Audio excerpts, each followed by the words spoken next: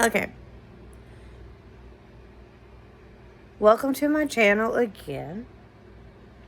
Hopefully you'll like and subscribe and share. But I'm going to talk to you about 5 books that shaped purity culture. And no complete, and not in order. It's just more like books that I read that were like, yes, these are my books that I need to read. So I was introduced to Elisabeth Elliot. I loved Elisabeth Elliot. She's my number one because I read Passion and Purity. Her husband was Jim Elliot, also Indians, and and her books really kind of just helped part of the purity culture. The thing of where women wait passively for that man of their dreams to come, and it's like, I wish I could wait. Okay, but anyway, so we waited. But that book was originally written in 1984. So, that was written in 1984. And then the second book, I think, was like part of it was Lady in Waiting, which was written in 1995. It's about women just, again, passivity. As Christian women were taught, just wait for that man to notice you. Because you do all the spiritual things and in the world. And, you learn how to cook, you clean, and, you get out there in life or don't get out there in life because you must be a homemaker. Because that's how the man will notice you. So, I remember reading Lady in Waiting at a predominantly white church. And I was like, oh, if I just get involved in teaching Sunday school class and everything, that man will notice me. I don't know what it is, but I don't know if it was like they didn't see me or I was black. I wasn't Hispanic, so I wasn't cool. But anyway, but I'm getting off track. But Lady in Waiting, it was just a book that just taught one to be passive. I still think a lot of the problem now is that Christian women are taught to wait on a man. We're not taught. I mean, I know I've seen different things where, there's a guy named R.C. Blake that says, you're not to pursue a man. But is it wrong to tell a man you're interested in them? So, I don't know. But anyway, that was one of the other books. That's number 2, because I did Passion and Purity and Lady in Waiting. And I've had friends who tell me, oh my gosh, Lady in Waiting just messed me up so much. Because, it just makes you feel like you have to be perfect. You have to reach perfection. To really meet a man, you have to be perfect. You got to learn how to clean. You need to cook, because that's how he's going to notice you. You got to be busy in the church. And I used to think that that's how I was going to be noticed. I just basically, it gets you into that works theology, kind of like Jehovah's Witness, where they have the works theology or whatever, religion that says you have to do works. I mean, even charismatic Christians probably have some works problem, but that's how it felt. You had to just work.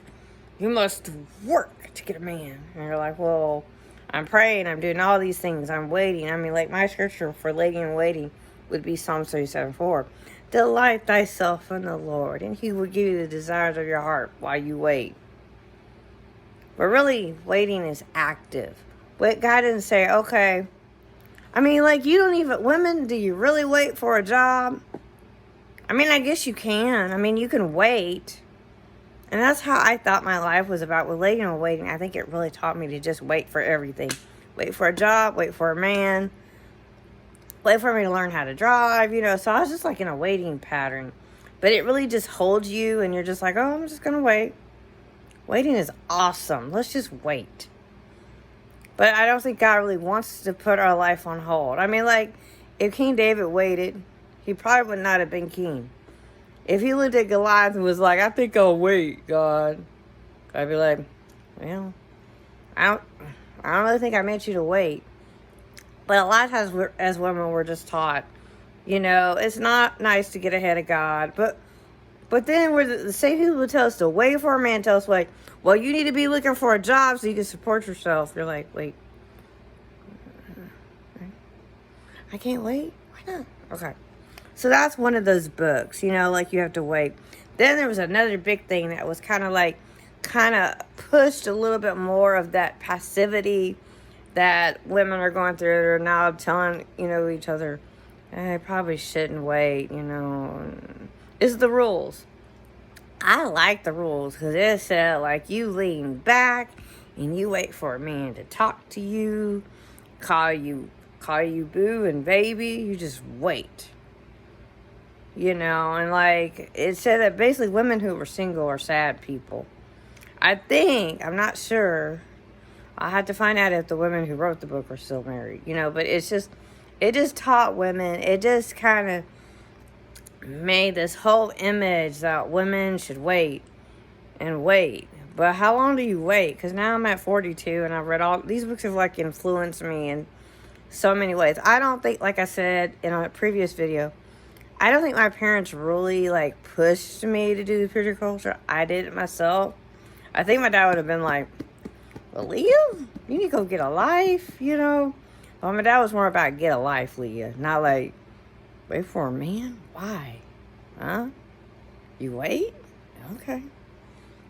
So that was another book. Like, it's so weird, but there's so many, like, dating coaches that tell you to just lean back, which is really just waiting. I've heard a lot of people say, well, I'll just wait till you responds. I think I get tired of waiting because I've spent my life waiting for this to be right, waiting for that to be right. Is it going to make it? Is it right? You're like, I'm waiting for this to be right. I didn't say, well, I don't know, like, do you really wait for a job? I mean, I wish a job would just come into my mailbox and be like, Leah, we want to hire you. We think you're the bomb, but it didn't happen, so you have to be out there actively looking. So I would think for women to actively look for a spouse. Not that you have to be like chasing a man down, knocking him on the door and being like some Erica Kane or something on All My Children, even though you might not know what All My Children. But it's just like, do you wait? How long do you wait? And there's so many people still recovering from purity culture because it taught us to wait. It taught us to be passive about it. Like, the man is supposed to just come and naturally notice you. But what if you're waving your flag at him and he's just like, huh? Oh, yeah. I don't have that need right now. Okay, so we did all, those are 3 books. Now, I didn't realize there's another book.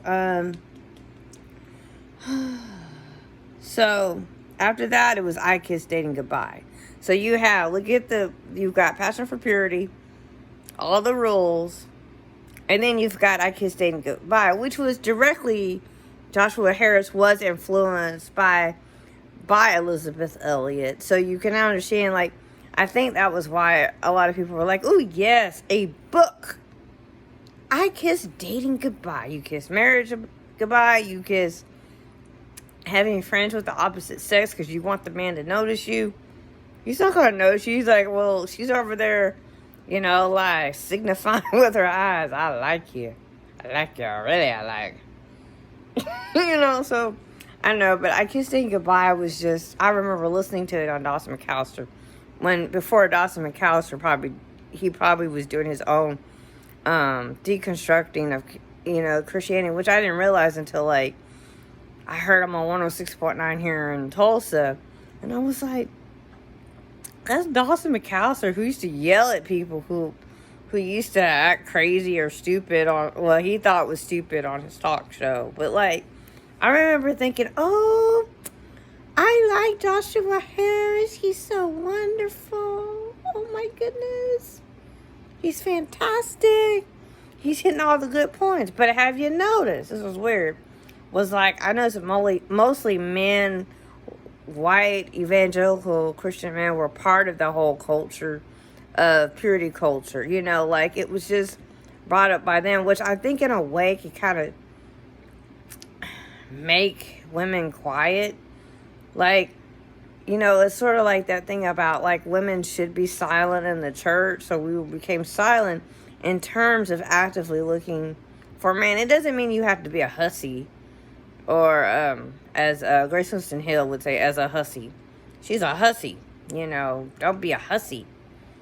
And that makes me think of Matthew Hussey. Sorry, my brain does that. It just goes on random moments. But anyway, I Kissed Dating Goodbye was such a, it was like it would be like the Bible of purity culture. You'd just be like, yes, we have a Bible.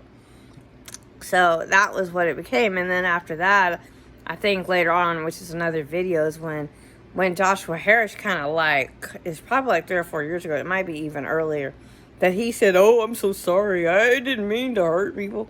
I'm against I Kissed Dating Goodbye, and on top of that, I'm against Christianity. So you're like, okay, that was a double whammy. I wasn't ready for that. Okay. So, yeah, and then the last book I would say that was in 1999, because see, that was 97. I Kissed Dating Goodbye was in 1997. It was the year I graduated from high school. I think that was right. Wait a minute. Yes, because I graduated from high school in 1997.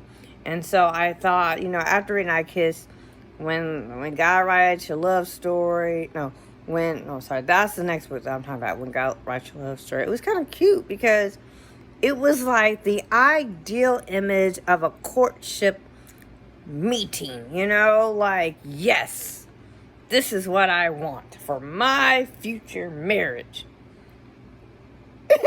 I didn't really meet any men when I was 18. And if I did meet them, I was scared as heck, afraid of men. Now I'm I see a man, sorry, that sounds weird. But at that time at 18, I was scared of him. It took me 20 years, get to the point where I was like, okay, men are okay, But I didn't have really, male friends. If I did, I had crushes, I had crushes that would last for years. Because I was afraid to talk to them. I was like, what if they think I'm crazy? But anyway, When God Writes Your Love Story is about a guy and a girl, Eric and Leslie Ludy. I think they're still doing this kind of program. I don't know. I'll have to do a research on them to figure out what's going on. But it was just basically, I think Eric was a little bit older than Leslie. And that's usually how it happens. It's the guy's usually older and, and the girl's almost teenage year. So, I don't know. But anyway, it's just how books just kind of help the movement. But I think the one book that people really talk about the most is I Kissed Dating Goodbye. Which, you really, you kiss dating goodbye, you kiss marriage, you wait for the man to be like, hey, baby, what's up? You love Jesus? So do I. Can I have you? And it doesn't really happen because you're the guys over there are just kind of slow. They want the girls just fat, would say fast and kind of oh yeah, I'm sexy. And the Christian girls over there well, I did all these things right. I read all these books. So therefore, the Lord should give me a man.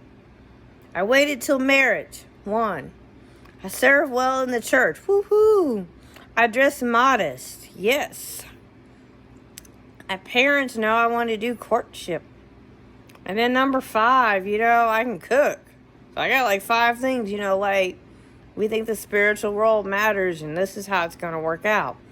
But then, I don't know, I think when you hit your 40s and you haven't met that guy, you get kind of discouraged. So you start dating people just because you're well, might as well just throw out the boundaries, the rules, and just throw it out the window because I'm tired of waiting. So, I think that's kind of what happens is you get tired of waiting. But, but God doesn't want us to get tired. It just means you have to be a little more creative in your waiting and being aware of the red flags, not signals. I don't know. Red Signal is a Grace Winston Hill book. But anyway. But no, it's just I didn't realize how difficult it is. But a lot of times people are saying, I'm deconstructing purity culture. And I guess I'm deconstructing from it too. It's because I'm in my 40s. Now, if I was in my 30s, that would be my vibe. I'd be holding on to it like, I'm just waiting. I'm just waiting. Yes, I'm just waiting. But like when I did tell them I was looking for a mate, they'd all look at me like, just wait till God drops it in your lap. And I'm like, what? So no, I mean, I dated a few people when I was like 28, one person. It didn't work out.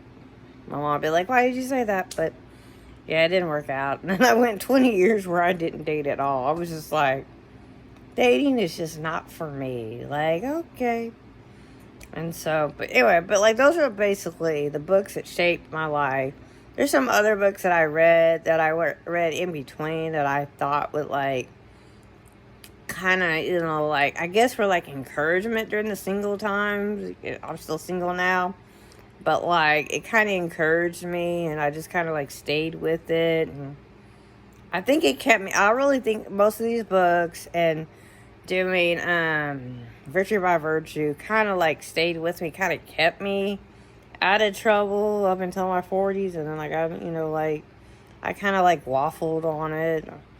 But honestly, I think, there's books, but there hasn't been really, there have been other books, but I think people say that I'm against purity culture and everything. And I think it's when purity culture becomes an idol in your life. When it becomes an idol in your life, it's a problem. I think that's what happens. In some of these books, I think, I don't know, maybe you could, since it's not the Bible, you could probably pick and choose the things you want to use. But you have to make sure it's not becomes a roadblock for you to meet men and meet other people. So, I don't know, it's like I wish there was like a perfect book, like kind of says, yes, purity culture helped you, but now you're recovering and how to handle, here, before I get off, I didn't realize that Britney Spears did the purity culture. And I was just shocked because I think I do remember her saying that she was a Christian. But anyway, it's just like how the purity culture can mess up your mind. It can, it can either damage your future marriage because you're so stuck. Because like, in purity culture, it teaches you don't have sex, which is great. But then when you get married, it's like, oh, well, you better get that going. And then if you're not going with it, you just get stuck. But anyway, I guess my last call to action is tell me what you think. Share some ideas or future videos you want me to do because it's a real problem. I mean, not that waiting for sex is not a problem because it keeps you I feel like people who introduce sex into a relationship, it kind of messes up with how to know, like as I point here, how to know if a person really is good for you. I mean, you could have great great chemistry, great this, great that. But if they're not good for you, you can't get out of there. People are all like, well, I mean, I've told myself too, well, it's a great connection. But if it keeps you stuck, that's where the purity culture comes in because it tells you, well, I need to stay here when you need to get out. But like, anyway, it's just something that I've been thinking about, and evidently it's been bothering me for 10 or 15 years. Like, it's crazy. My mom was like, you need to write a book. And I'd be like, no, I'm good. But now I'm not good because I'm realizing, I'm 42 and I'd like to get married, but my purity culture kind of keeps me into that thing. But also another problem, I keep rambling, I'm trying to stop. There's so many things I need to do. But like the women are we are the gatekeepers for sexual stuff, and so there's so much responsibility and part of purity culture that kind of like permeates the church and it's not being fixed. Like it's crazy. Like churches put singles in a different group. But when it comes to sexual matters, we don't know the church doesn't know how to deal with it at all. It's kind of like they don't want to touch it. You know, it's like, no, no. We say no to homosexuality and no sex before marriage. So then you can understand when people start deconstructing from Christianity and from purity culture and everything else, because there's not a great balance. You just don't know where to go. You're like, okay. But anyway, I will try to, do more videos about this, because I feel like it needs to be talked about, but not in a negative sense of where, it's bad, because I know people are still in it, as they feel like it's a safety net for them. But for me, I feel like it messes you up when you're in your 40s and you realize that you're not married, and you realize that, you're not, what you used to do in your 20s doesn't work in your 40s. I mean, it just makes you look awkward. But anyway, like, comment, and share. And don't forget to hit the bell notification. I'm still working on my consistency of videos. So anyway, thank you for just listening about the five books that have shaped the purity culture and have influenced, and it's still stuck in the evangelical world. Have a great night. Bye.